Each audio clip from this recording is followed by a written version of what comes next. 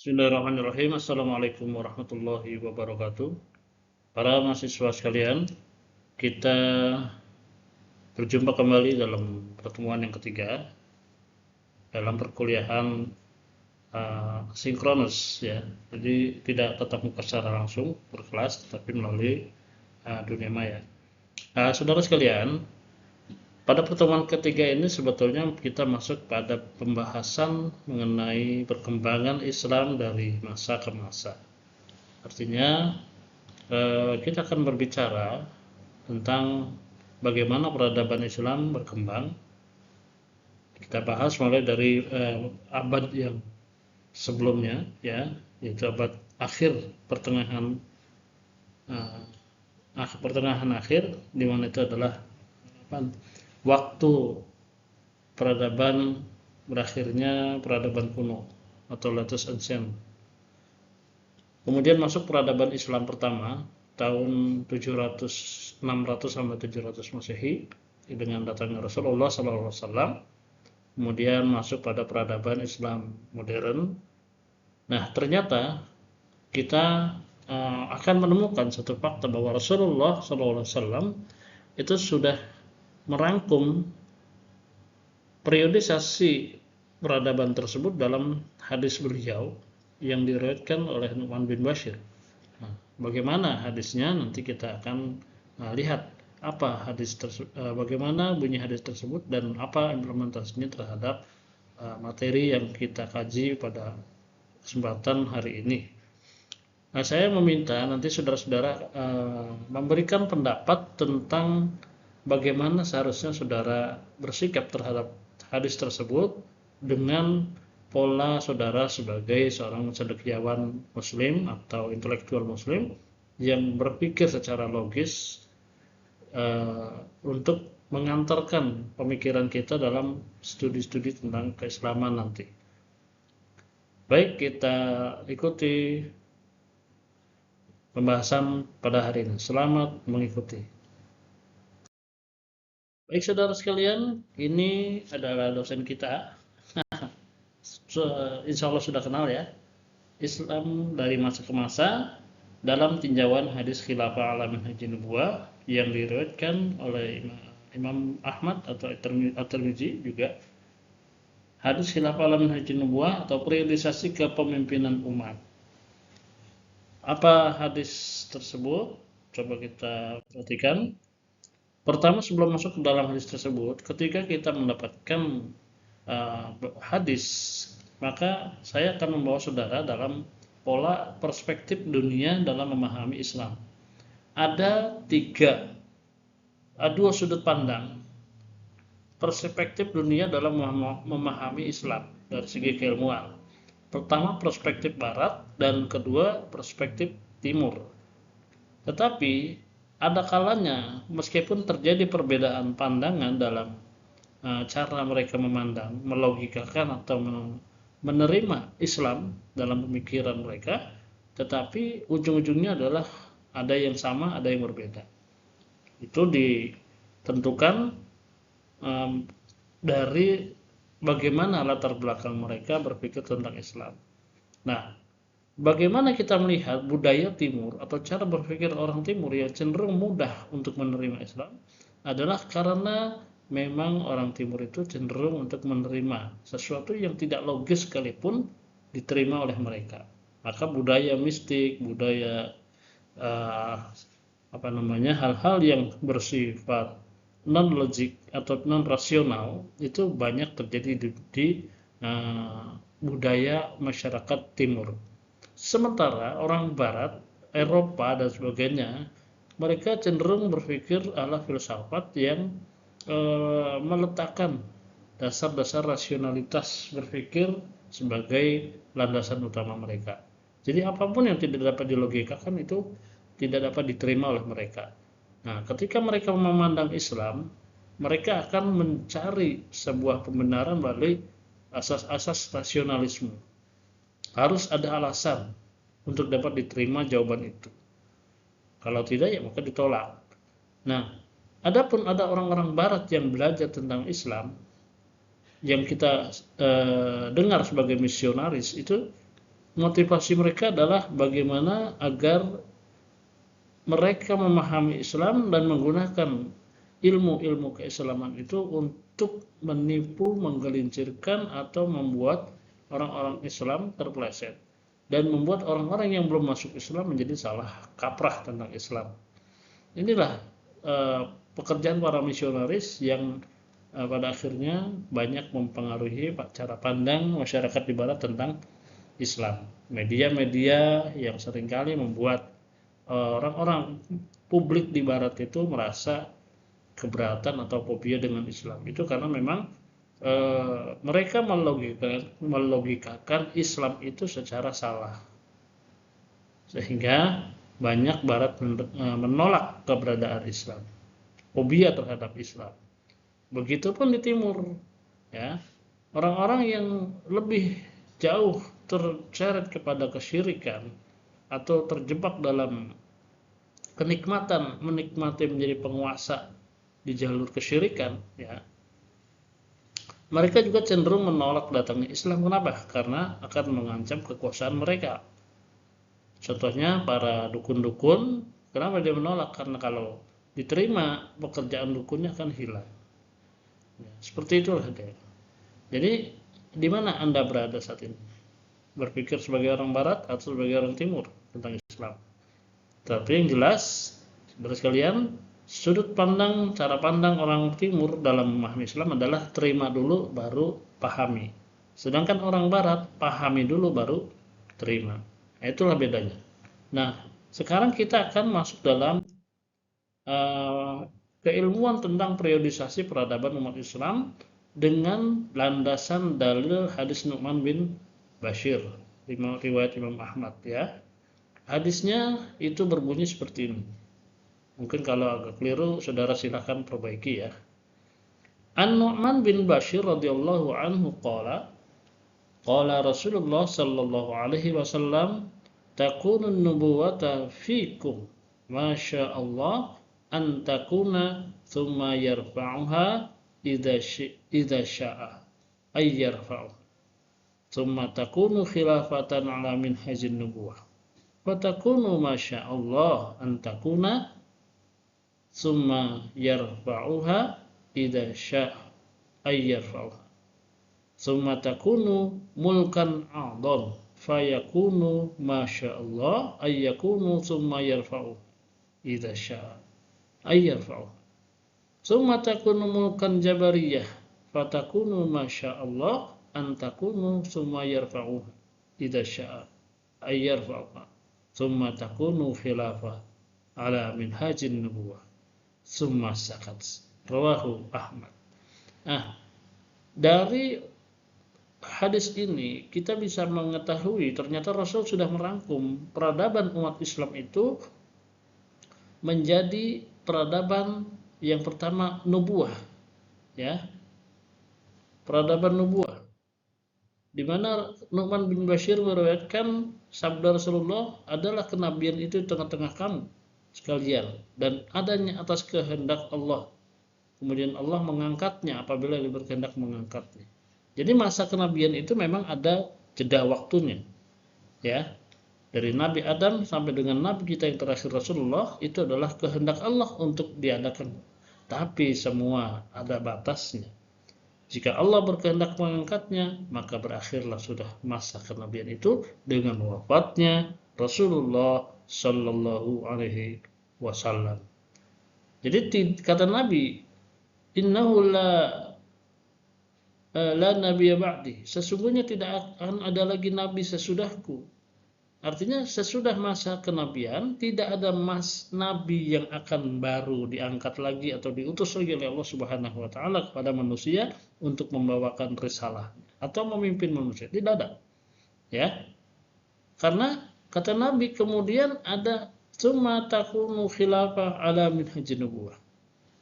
Ini dalam hadis lain dikatakan istilahnya adalah khulafaur rasyidin al-mahdiyyin, ya. Sesungguhnya kekhilafahan dalam umatku adalah 30 tahun kata Nabi. Inilah khilafah ala minhajin nubuwah yang pertama, yaitu khilafah rasyidah atau khulafaur rasyidin al-mahdiyyin. Siapa 30 tahun yang dimaksud? Ternyata ada yang menghitung. Ya, sahabat menghitung.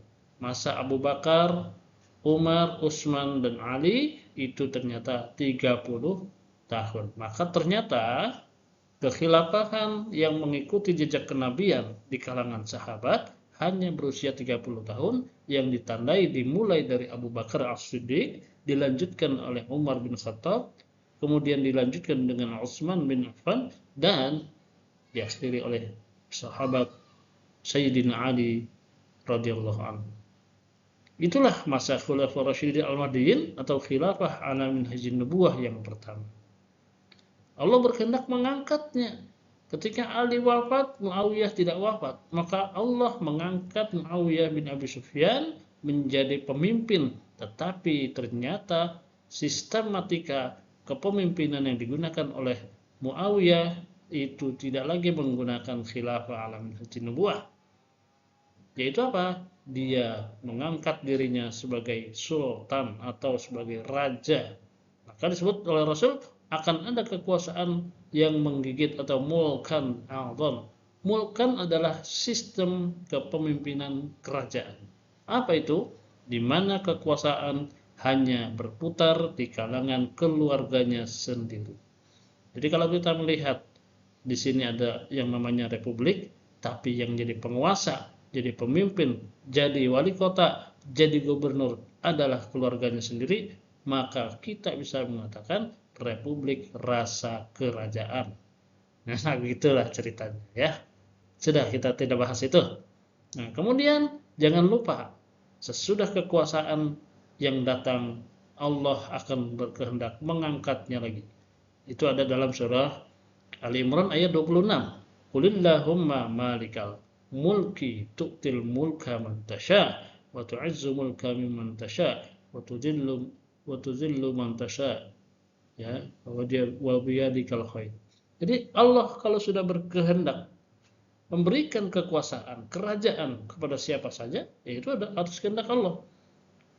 Kemudian kalau Allah mengangkat, Allah berkehendak mengganti sebuah kekuasaan, maka Allah akan angkat kekuasaan itu atas kehendaknya dan diberikan lagi kepada siapa saja yang dikehendaki. Jadi bergantinya sistem kerajaan dan khilafah menjadi mulkan itu memang adalah kehendak Allah. Jadi Anda jangan mengatakan gini atau gimana, protes terhadap takdir. Inilah kehendak Allah. Allah ingin menunjukkan ada perbedaan antara sistem khilafah ala minhajin nubuwah dengan sistem kerajaan. Dan ini kerajaan yang menggigit, ya, kerajaan yang penuh dengan pertumpahan darah. Kemudian Allah mengangkat mulkan adl ini karena dia berkehendak mengangkatnya. Kemudian ada kekuasaan yang memaksa, namanya mulkan jabariyah. Disinilah muncul ilmu kalam karena berawal dari sebuah pemaksaan oleh penguasa tentang bahwa Al-Quran adalah makhluk. Nah ini dia ya. Ilmu kalam itu muncul karena ada kekuasaan diktator terhadap bahkan orang berpikir pun harus mengikuti kemauan penguasa. Jadi kalau ada penguasa hari ini mengontrol pikiran orang, maka dia masuk dalam kategori mulkan jabariyah. Dia pun ada atas kehendak Allah, menjadi ujian bagi kita. Tapi masanya tiba, Allah pun akan mengangkatnya. Dan yang terakhir, meskipun memang ada juga sisi positifnya ya, para penguasa sultan-sultan yang punya kebijaksanaan, tetapi rata-rata mereka adalah menggunakan sistem mulkan. Jadi walaupun menyebutnya dirinya adalah khalifah, tapi sistemnya adalah sistem mulkan atau sistem kerajaan. Kemudian Allah mengangkatnya.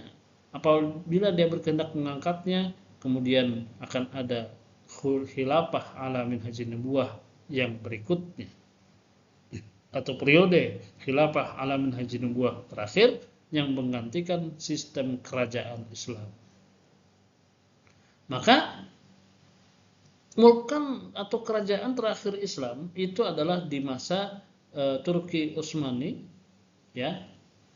Kerajaan Turki Utsmani yang diruntuhkan oleh Mustafa Kemal Atatürk, dan dia merubah sistem khilafah mulkan itu menjadi sistem republik. Dan menyerahkan wilayah-wilayah kaum muslimin yang ada di tanah Mekah, Jazirah Arabia, Palestina, termasuk kepada orang-orang kekuasaan, orang-orang kafir. Inggris menerima mandat untuk mengelola Hijaz dan juga Palestina. Kemudian Prancis menerima wilayah Maroko dan Libya, Jerman dan sebagainya, di mana kaum umat Islam sesudah runtuhnya sistem mulkan Jabariyah, meskipun dia adalah mulkan tetapi memang masih menyatakan satu khilafah meskipun dia khilafah kerajaan. Jadi kerajaan dengan satu kekuasaan. Maka ketika runtuh sistem kerajaan itu, seharusnya yang menggantikan mulkan Jabariyah adalah khilafah ala minhajin nubuwah. Maka kita harus sadar bahwa era hari ini adalah era khilafah ala minhajin nubuwah. Kemudian summa sakat. Kalau tadi Allah mengangkatnya atas kehendaknya, ternyata khilafah ala minhajin nubuwah ini adalah kepemimpinan umat Islam yang terakhir, yang tidak akan ada lagi sistem kepemimpinan sesudahnya, karena kemudian beliau summa sakat, diam. Artinya apa? Ini terakhir. Sesudah ini adalah datangnya kiamat. Nah, ini berkorelasi dengan akan terbebasnya Masjidil Aqsa oleh seorang khalifah yang bernama Imam Mahdi.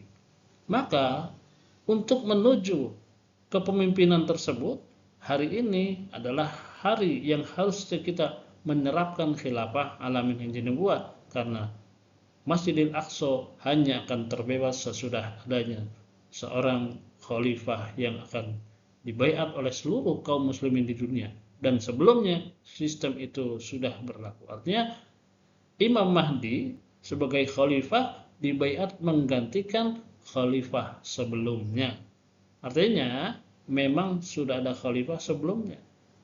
Karena memang kata Nabi, sistem inilah yang akan memimpin umat di akhir zaman nanti. Jadi kalau Anda tidak mengikuti sistem ini, Anda merasa fobia terhadap sebutan khilafah, ya, mengatakan khilafah itu ekstrim atau radikal, maka Anda sudah fobia terhadap apa yang diucapkan oleh Rasulullah Shallallahu Alaihi Wasallam. Kalau mau dikatakan sekuler nggak mau dikatakan murtad nggak mau dikatakan liberal nggak mau, terus apa? Munafik atau apa? Ya, terserah Anda sajalah.